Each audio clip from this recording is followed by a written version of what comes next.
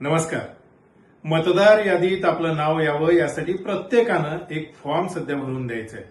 या फॉर्मची माहिती मी थोडक्यात आपल्याला सांगायचा प्रयत्न करतोय. एन्युमरेशन फॉर्म म्हणजे गणना पत्रक जे आपल्या भागातील बीएलओ आपल्याला आणून देत आहेत. या फॉर्ममध्ये अतिशय सोपी माहिती आहे पण काळजीपूर्वक भरण्याची गरज आहे. बघा, ज्या मतदाराचा हा फॉर्म आहे त्याची माहिती इथं छापील आलेली आहे. त्याचा एक फोटो सुद्धा छापून आलेला आहे. आपल्याला अलीकडे काढलेला एक नवीन फोटो या फॉर्मवर चिटकवायचा आहे आणि त्यानंतर ज्यांचं नाव, ज्या मतदारांचं नाव 2002च्या मतदार यादीत होतं त्या मतदारांनी ही डावी बाजू भरायची आहे. ज्यांचं नाव 2002च्या मतदार यादीत नव्हतं त्या मतदारांनी या फॉर्मवरील हा उजवीकडचा भाग भरायचा आहे आणि खालचा जो हा पूर्ण भाग आहे हा भाग प्रत्येक मतदाराला भरावा लागणार आहे. पहिल्यांदा आपण 2002च्या मतदार यादीत ज्यांचं नाव होतं त्यांच्याविषयी बघूया. इथं या डाव्या बाजूला पहिल्यांदा मतदाराचं नाव असं विचारलंय. तिथं मतदारानं स्वतःचं नाव जे छापील फॉर्मवर आहे तेच नाव इथं लिहायचंय. त्यानंतर ओळखपत्राचा क्रमांक, हा क्रमांक आपल्याकडे उपलब्ध असेल तर लिहा, नसेल तर लिहू नका. लक्षात घ्या, या पूर्ण कॉलममध्ये, या पूर्ण चौकोनमध्ये आपण जी माहिती भरणार आहोत ती 2002च्या मतदार यादीतली असणार आहे. त्यानंतर आपल्याला विचारलंय नातेवाईकाचं नाव. आता इथं पुरुष मतदार असेल तर त्याच्या वडिलाचं नाव असेल, स्त्री मतदार असेल तर तिच्या पतीचं किंवा वडिलांचं, दोघांपैकी कुणाचंही एक नाव 2002च्या मतदार यादीत असेल ते नाव लिहायचंय. नातेवाईकाचे नाव म्हटलंय तिथं ते नाव लिहायचंय आणि त्यानंतर नातं विचारलंय. वडील असतील तर वडील, पती असतील तर पती असं लिहावं. त्यानंतर आपल्याला जिल्हा, राज्य असं विचारलेलं आहे. आपण 2002ला जिथं राहत होतो तिथला जिल्हा आणि तिथल्या राज्याचा उल्लेख इथं करायचा आहे. त्यानंतर मतदार संघाचं नाव, ही माहिती सुद्धा 2002च्या मतदार यादीतली असणं अपेक्षित आहे. जसं आत्ता सध्या मी ज्या मतदारसंघात राहतो 2002ला आमचा मतदारसंघ वेगळा होता. उत्तर सोलापूर राखीव या मतदारसंघात आम्ही होतो, तर मतदारसंघाचं नाव उत्तर सोलापूर असं लिहिणं गरजेचं आहे. त्यानंतर आडवे 3 रकाने दिलेले आहेत. त्या रकान्यामध्ये एकतर मतदारसंघाचा क्रमांक, त्यानंतर मतदारसंघातल्या यादी भाग क्रमांक, ज्याला बूथ नंबर सुद्धा म्हटलं जातं, यादी भाग क्रमांक लिहायचा आहे आणि त्यातला आपला स्वतःचा अनुक्रमांक जो आहे तो लिहायचा आहे. ही सगळी 2002च्या विधानसभा निवडणुकीतल्या मतदार यादीची माहिती आहे, ती आपल्याला या बाजूला लिहायची आहे.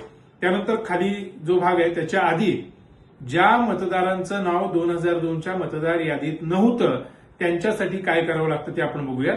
आता समजा माझं नाव मतदार यादीत नसेल तर माझ्या वडिलांचं, आईचं किंवा आजी, आजोबा, काका, वडिलांकडच्या नात्यांपैकी एका नातेवाईकाचं आपल्याला 2002ची सगळी माहिती या बाजूला भरायची आहे.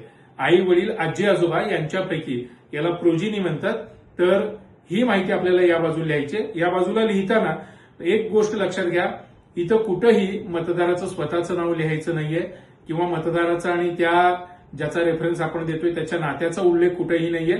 इथं काय करायचंय, समजा आता माझा फॉर्म आहे, माझ्या वडिलांची जर माहिती लिहित असेल मी तर पहिल्यांदा नाव विचारले, तिथं वडिलांचं नाव येईल. त्यानंतर वडिलांचा ओळखपत्र क्रमांक असेल तर तो द्यायचा आहे. त्यानंतर नातेवाईकाचे नाव असं म्हटलंय. अनेक जण तिथं एकतर पुन्हा वडिलांचं नाव लिहितात किंवा रिपीट नाव लिहितात किंवा दुसऱ्या एका नातेवाईकाचं नाव लिहितात. तर तसं न करता 2002च्या यादीमध्ये, आता मी इथं वर वडिलांचं नाव लिहिलंय, तर 2002च्या यादीमध्ये त्यांच्या नावासमोर नातेवाईकाचे नाव म्हणून जे नाव असेल तर ते नाव लिहायचंय. आता वडिलांचं लिहिताना वडिलांच्या वडिलांचं नाव इथं येईल, म्हणजे माझ्या आजोबांचं नाव येईल आणि त्या दोघांमधलं नातं खाली पुढे लिहायचंय. नातं जे विचारलंय ते नाव आणि नातेवाईकाचे नाव, या दोघांमधलं नातं तिथं लिहायचंय. समजा इथं जर मी वडिलांच्या ऐवजी आईचं नाव लिहिलं असतं तर इथं नातेवाईकाच्या नावापुढं, आईच्या नावापुढं समजा जर माझ्या वडिलांचं नाव असेल तर इथं नातेवाईकाच्या नावाच्या खाली नातं जे विचारलंय तिथं पती असा उल्लेख आला असता.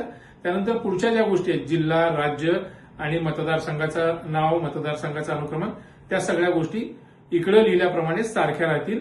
मतदारसंघ 2002चाच उल्लेख करायचा आहे, याची पुन्हा एकदा नोंद घ्यावी. त्यानंतर खालची जी बाजू आहे, हा पूर्ण जो चौकोन भाग आहे तो मात्र मतदाराच्या स्वतःच्या माहितीचा भाग आहे. म्हणजे वर जे नाव छापून आलंय त्यांची जन्मतारीख पहिल्यांदा लिहायची, त्यांचा आधार क्रमांक लिहायचा, त्यानंतर त्यांचा मोबाईल क्रमांक लिहायचा, वडिलांचे किंवा पालकांचे नाव म्हटलंय. वडील हयात असतील तर वडिलांचं नाव लिहावं किंवा पालकांचं नाव, आई असेल किंवा जे कोणी आपले पालन करते त्यांचं नाव लिहावं. ओळखपत्राचा क्रमांक जिथं जिथं विचारलंय आपल्याकडे असल्यास लिहा, नसल्यास नाही लिहिलं तरी हरकत नाही. त्यानंतर वडिलांचं नाव, आईचं नाव आणि जोडीदाराचं म्हणजे पती किंवा पत्नी यांचं नाव विचारलं, त्या तिन्ही गोष्टी लिहायच्या आहेत. लक्षात घ्या, जर माझ्या आईचा हा फॉर्म भरत असताना इथं वडिलांचं नाव, आईचं नाव, त्यांच्या आईचं वडिलांचं लिहायचं का, असा जर प्रश्न तुमच्या मनात असेल तर हो, तिथं ज्या मतदाराचा आपण फॉर्म भरतोय त्या मतदारांच्या वडिलांचा, त्या मतदारांच्या आईचं नाव तिथं खाली लिहायचंय आणि जोडीदाराचं नाव लिहायचंय. हा सगळा फॉर्म भरून झाल्यानंतर खाली एक स्वाक्षरी आपल्याला करायची आठवणीनं. ती स्वाक्षरी कोणाची असावी? मतदाराची स्वतःची असावी का? तर तिथं लिहिलेलं आहे स्पष्ट, मतदाराची स्वतःची किंवा कुटुंबातल्या कोणत्याही प्रौढ सदस्याची स्वाक्षरी किंवा डाव्या अंगठ्याचा ठसा. म्हणजे आपल्या घरातील प्रौढ व्यक्ती कोणीही तिथं सही केली तरी चालू शकते. सही केल्यावर तारीख लिहा आणि फॉर्म भरणाऱ्याचा म्हणजे ज्याचा फॉर्म आहे त्याचा आणि सही करणाऱ्याचं नातं लिहून नाव लिहावं. म्हणजे जर हा माझा फॉर्म आहे, मी सही केली असेल तर स्वतः म्हणून मी माझं नाव लिहीन. जर माझ्या मुलाचा फॉर्म असेल तर वडील म्हणून माझं नाव लिहीन. जर माझ्या आईचा फॉर्म असेल तर मुलगा म्हणून माझं नाव लिहीन. जर माझ्या पत्नीचा फॉर्म असेल तर पती म्हणून माझं नाव लिहीन आणि सही करेन. ज्यांचे फॉर्म आहेत त्यांनी स्वतः सही केली तरी चालेल, पण कुटुंबातल्या एका सदस्यांनी सगळ्यांच्या सह्या केल्या तरी चालू शकेल. मला वाटतं ही माहिती फॉर्म भरण्यासाठी पुरेशी आहे.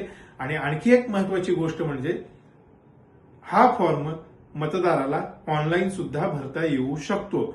ज्या मतदाराचा आधार क्रमांक, आधार कार्ड आणि मतदान ओळखपत्र या दोन्हीला मोबाईल नंबर लिंक असेल त्या मतदाराला त्याच्या नंबरवरून कुटुंबातल्या सर्व सदस्यांचे फॉर्म भरता येतील. आपण ऑनलाईन सुद्धा फॉर्म भरू शकता. अशा प्रकरणामध्ये आपल्याला BLOची गरज पडणार नाही.